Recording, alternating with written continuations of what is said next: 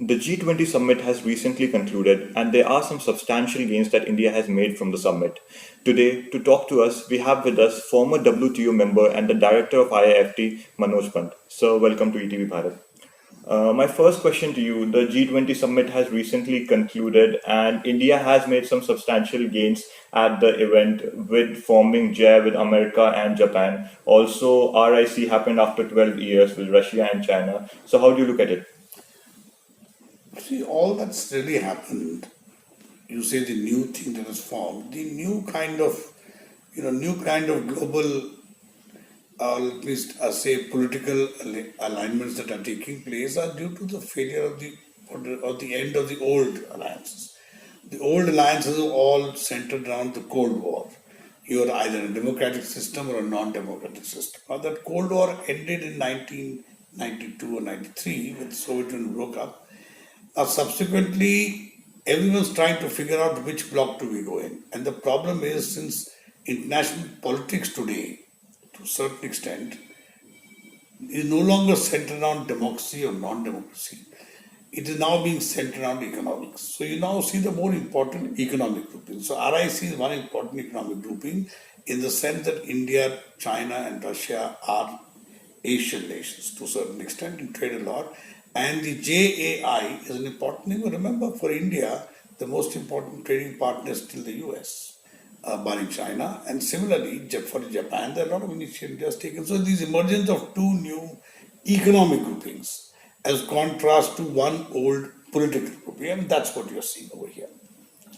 So, as you mentioned, America. So, obviously, Donald Trump has called off the tariff kings.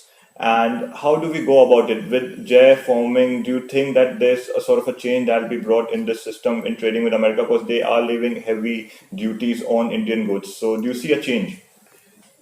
You see, I think people read far too much into his rhetorical political statements. See, he's a businessman, right? He doesn't understand WTO and things like that. All he feels is that the existing world trading system is giving the USA a raw deal. He's wrong about that, but that's his feeling. And therefore, he's saying that I want to negotiate. He's doing bilateral stuff. Now, you say that he said India the tariff king. But he said much worse things about China now recently. They're sort of coming to an agreement with China. So I think he's sort of moving towards a system where he's basically, and that's what they've agreed in WTOs, in the G20, said let's relook at the international trading system. Now, here my view is, I don't think there's anything wrong with the international trading system. I think the WTO is still the only vehicle we have. I think multilateralism is the only solution to problems. What is happening in the background, can't avoid looking at that, is the world is in recession. And whenever the recession takes place, these things tend to happen. People are groping for different methods of regulating trade. It doesn't help. But the positive thing is, at least they're thinking of different methods of global trade cooperation, as distinct from the 1930s experience when global cooperation completely, failed. So at least they think of different method. I do believe there will be this most positive part is of this whole G20 to me is the agreement that there will be multilateralism, the reaffirmation of multilateralism, but maybe looking at how the WTO could be reformed. That's, I think, the most positive takeaway. So, one of the agendas that everyone was talking about before the G20 was how do we go about the process of de dollarization? With the sanctions that was lying upon us with the Iran sanctions, although that didn't happen due to the US waivers, we could have been in a situation in which we would have liked to trade with Iran in our own currency. And now the deal with UAE is a welcome move for sure, that India is going to trade with UAE in rupees and dirhams. So, do you see it as I know it's a very big process, but we all know that. But do you see this is like a small step in the surge to de-dollarization? See, there's the political dimension of dollarization, de-dollarization, there's the economic dimension. Let me first address the economic dimension. See, it has nothing to do with only the USA. Let me give some few numbers which I've said in so many other fora. US share of world exports is about 9%. US share of world import demand, total demand is about 15%. US share of world GDP is about 20%. And US and the dollar share of world transactions about 65%. So it is not as if the Americans themselves are pushing dollarization. The world is pushing America towards dollarization. Then why are people conducting transaction dollars? They don't need to. Now the reason this is happening is that there was a feeling that maybe the euro would one day replace as a possible currency. It didn't happen because the euro's got its own problems going on right now. Similarly, go back to the 1930s. In the 1930s, the number one currency in the world was the sterling. Now, when did sterling switch over? When did the world system switch over from sterling to dollars? Sometime in the 70s. But there was no official decree. There was no political major changes. US actually was simply becoming very much more dominant in world trade. So it's simply got to do with which country is the most politically stable, which country has the most stable economic system, and which country is the largest system. No other country at the moment, whether Europe or China, actually satisfies this requirement. Until that happens, you cannot have de-dollarization. Even the Americans agree to it. It will not be possible. If tomorrow the Americans said, okay, dollar is no longer a world reserve currency, then please go back to 1971. There will be chaos if today it happens. So, what's the simple method? You mentioned Indo-UAE. Well, when Indo-UAE is not de-dollarization. Indo-UAE is barter trade. We're saying barter trade. But what happens, we have a deficit with the UAE. If you take into account oil, will the UAE take payment in oil, in dollars, in rupees?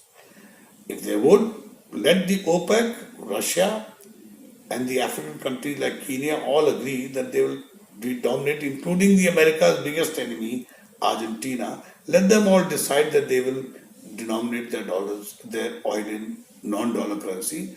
Half your battle will be over. Half your de-dollar has been achieved, but they will never do it. Second, China, which is making the most play today about de-dollarization. China's world reserves, roughly about $3 trillion, is almost, let's say, about 1/5 of total world trade of about $16 trillion.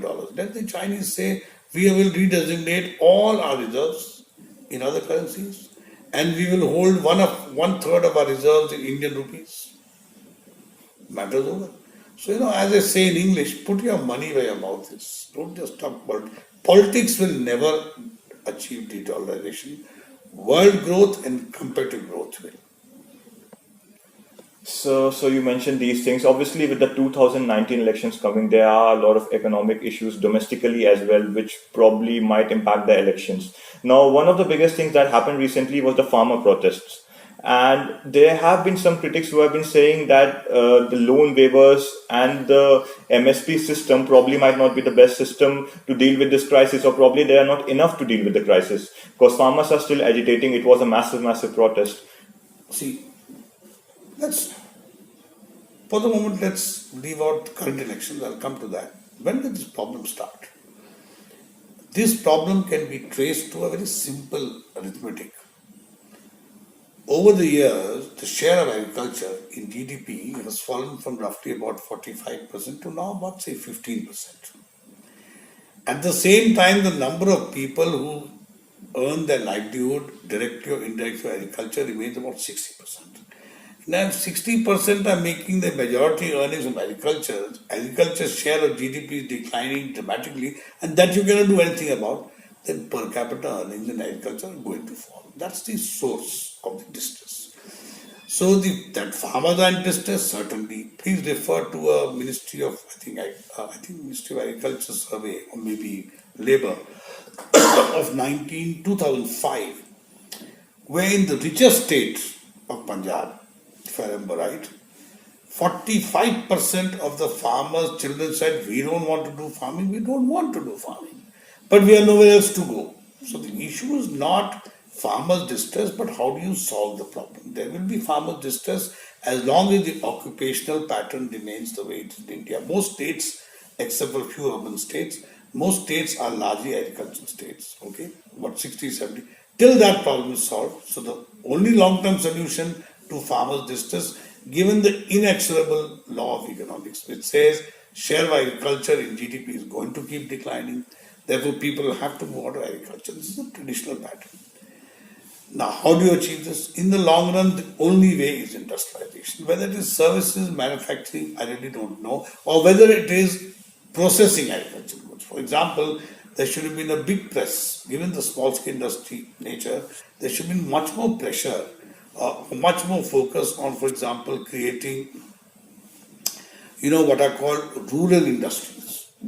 For example, dairy farming, horticulture, fruits, then jams, processed foods. Processed foods is the only way to move agriculture to higher value added, move it out of a pure agriculture sector. Instead, what we have done is every election, every party takes the easy way out. Okay, we'll increase MSP and we'll increase loans. No one ever is able to cut the loans because the banks say, okay, we cut if you declare them non-performing, if the loans are declared as cancelled, then will there be NPAs? Then we come back to the current problem we have, the banks become NPAs. So, that these loan waivers, increasing MSP, etc., are no longer solutions. And they are getting worse, because farmers are also getting smarter. I don't think either loan waivers or MSP increases any longer improve, but I think someone at some point of time is going to have to say, okay, I'm going to do a one time, just like they've done for bank loans, and that's correct.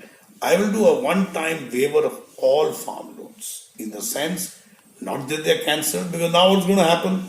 Before election, every farmer stops, every election, they stop paying. In 2009, apart the opposition, the ruling party had said we're going to cancel loans. Again, the same thing is happening. Ultimately, what will happen is the loans will not get cancelled, and the bigger farmers will be able to manage the system to get their loans cancelled. The smaller farmers, the ones who are on the road, will stay where they are. So this is a big farmer versus small farmer again. Please note one thing, that